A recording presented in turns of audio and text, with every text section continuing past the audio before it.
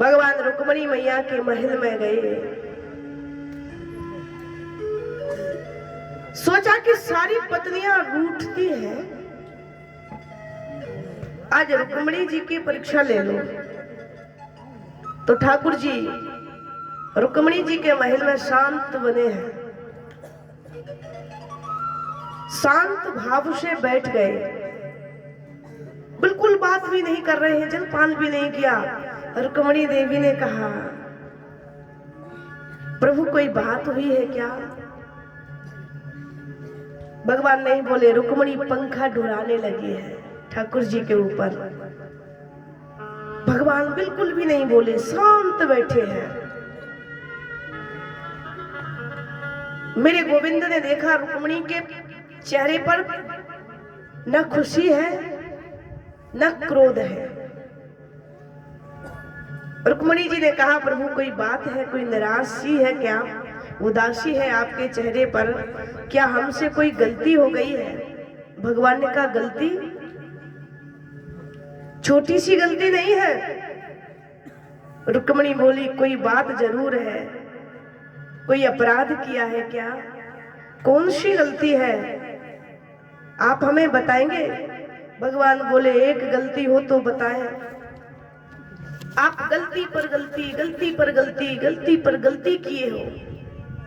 रुक्मिणी जी ने कहा, प्रभु कौन सी गलती है, आप बताएं हमें।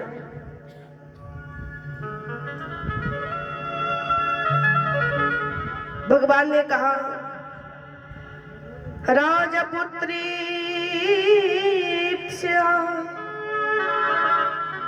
भूपेर लोकपाल विभूति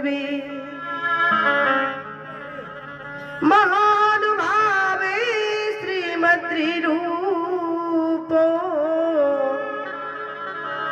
दार्यवलोर्जिते। भगवान कहते हैं, रुक्मिणी जी सबसे बड़ी गलती तो आपने ये की है कि हमसे विवाह क्यों किया। तो ठाकुर जी ये बात कब पूछ रहे हैं? जब बाल गोपाल भी हो चुके हैं। भगवान ने कहा, ये बताइए आपने हमसे विवाह क्यों किया? इतने बड़े बड़े सुंदर राजकुमार तुम्हें अपनी पत्नी के रूप में स्वीकार करना चाहते थे, तुमने उन राजकुमारों को छोड़ करके इस ग्वारिया के साथ में विवाह किया है। क्या मिला मुझसे विवाह करके? लेकिन ठाकुर जी ने देखा चेहरे की ओर कोई उदासी नहीं है, कोई गुस्सा नहीं। आज की मैया होती, पति अगर ये कहता तुमने हमसे विवाह क्यों किया, तो वह पति का हाल क्या होता वो पति ही जानता हो। भगवान ने कहा कि आप सोचोगी कि हम विवाह नहीं करती, हमने विवाह इसलिए किया है कि आप बहुत बड़े वीर हो। देवी यहाँ आपने बहुत बड़ी गड़बड़ कर दी, हम कोई वीर नहीं है। राजभ्यो बिभ्यतः शुश्रूभु समुद्रम शरणं गतान। मेरे जैसा डरपोक आदमी या पूरी दुनिया में कोई नहीं है, क्योंकि बड़े बड़े राजाओं के भय से मैंने चुपचाप इस समुद्र में आकर के अपना घर बना लिया और इस समुद्र में चुपचाप आकर के बैठ गया हूँ। तुमने मेरे जैसे एक डरपोक से विवाह किया है। रुक्मिणी जी के चेहरे पर देखा अभी भी क्रोध का प्रतीक नहीं है। रुक्मिणी मैया ने कोई जवाब नहीं दिया। भगवान ने तीसरा फिर व्यंग छेड़ा। भगवान कहते हैं कि रुक्मिणी जी आप कहोगी कि मैं बिल्कुल विवाह नहीं करती, मैंने इसलिए विवाह किया कि आप देवकी नंदन हो, आप नंद नंदन हो, तो ये भी गलत, क्योंकि मेरे न कुल का पता, न खानदान का पता, न माता पिता का पता। कोई देवकी नंदन कहता है, कोई नंद नंदन कहता है, कोई यशोदा नंदन कहता है। लेकिन तुम कहोगी कि हमने इसलिए विवाह किया है कि आप बहुत सुंदर हो, तो देवी यहां भी आपने बहुत बड़ी गड़बड़ की है, क्योंकि लोग मुझे कनुआ कहते हैं। तुम कहोगे हमने इसलिए विवाह नहीं किया है। हमने तो इसलिए विवाह किया था कि एक संत ने आकर के कहा है, बहुत सुंदर है। तो देवी संतों के पास होता कुछ नहीं है, कमंडल झांझर बजाते हुए गाते हुए जाते हैं, रघुपति राघव राजा राम पतित पावन सीताराम। उनके पास केवल मेरे नाम को गाने के अलावा कोई दूसरी वस्तु नहीं है। भगवान ने एक बात कही, रुक्मणी अब भी कुछ नहीं बिगड़ा है। हम अभी शिशुपाल को पत्र लिखते हैं,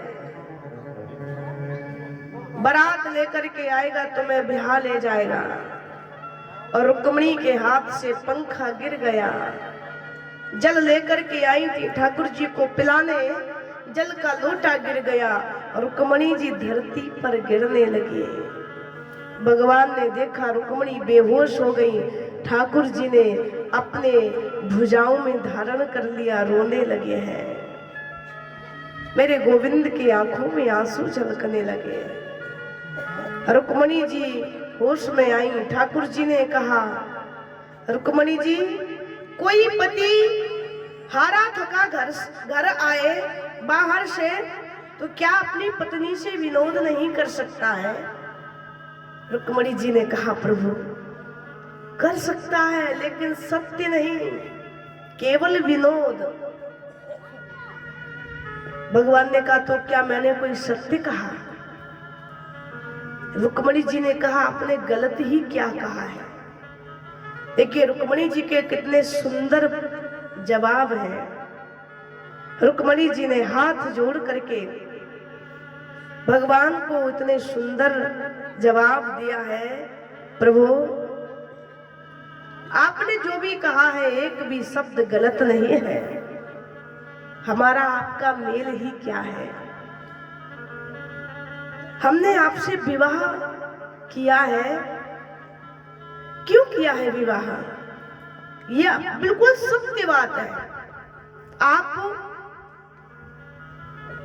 प्रकृति के वश में नहीं हो, हम प्रकृति के वश में हैं, प्रकृति आपके वश में है।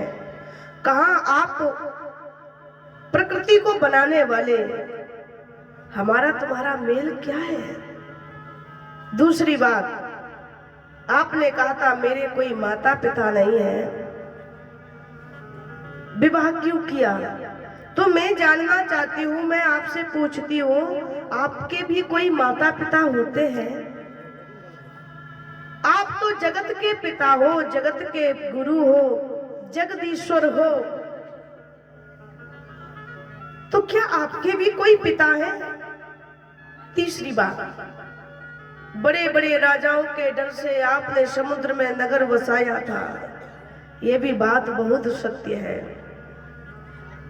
सत्यम भयादिव गुणेभ्यम उरुक्रमांत सेते समुद्रम उपलभ्य नमापात्रात्मा। प्रभु जिस हृदय में अवज्ञा, अस्मिता, राग, द्वेष ये शत्रु विराजमान होते हैं, आप उस हृदय को त्याग देते हैं, आप तो उसमें जाते हैं। आप भी कहते हो कि निर्मल मन जन सो मोहे पावा, मोहे कपट छल छिद्र न भावा। जिसका मन निर्मल होता है, आप उसके मन में जाकर के बैठ जाते हो। समुद्र भी बड़ा निर्मल है, पीने में जल उसका भले ही खारा है, पर समुद्र अपने अंदर कोई भी वस्तु नहीं रखता है। कभी भी कोई वस्तु फेंकना समुद्र में, एक झपेटा मारेगा, लहर बन करके वो वस्तु आपकी बाहर गिरेगी आके। काम, क्रोध, लोभ, मोह, मद, मत्सर, अविद्या जो भी रखता है अपने अंदर, भगवान वहां से निकल के चले जाते हैं। इसलिए कभी अभिमान मत करो, कभी क्रोध मत करो। चौथी बात आपने कही थी कि मैं काला हूं। मैंने सुना है, ब्रज के ही संत कहते हैं, यदि नंद लाल तुम होत लली, तो गले कट जात करोड़न के। हमारे ब्रज के संत कहते हैं, लाला अगर तू लाली हो तो, छोरा की जगह तू छोरी हो तो करोड़न के गले कट जाते। आचार्य श्री सुखदेव जी कहते हैं, रुक्मणी जी ने कहा कि आपने कहा था झांझर शंख बजाते हुए कोई संत ने कह दिया, आपने उनकी बात मान ली, उनके पास रहने को, खाने को, पीने को कुछ नहीं है। मैं कहती हूँ लाला, सबसे बड़ा धनवान तो वही है। कबीरा सब जग निर्धना, धनवंता नहीं कोई, धनवंता सोई जानियो, जग राम नाम धन होय। कबीरा सब जग निर्धना, धनवंता नहीं कोई, धनवंता सोई जानियो, जाके राम नाम धन होय। सबसे बड़ा तो वही धनवान है। भगवान ने देखा रुक्मणी को इतना ज्ञान, न मैं विनोद करता न रुक्मणी जी को कभी समझ पाता। सबसे बड़ा ज्ञानी, सबसे बड़ा धनवान तो वही होता है। मीराबाई भी कहती हैं राणा जी से एक दिन राणा ने कहा, तुम ये ब्रज की ग्वालिन बन करके घूम रही हो ना, हमारे यहाँ की आप लाज मिट्टी में मिला रही हो। मीराबाई ने कहा, ए राणा, मैंने सबसे बड़ा धन प्राप्त किया है। कौन सा धन बताया? पायो जी मैंने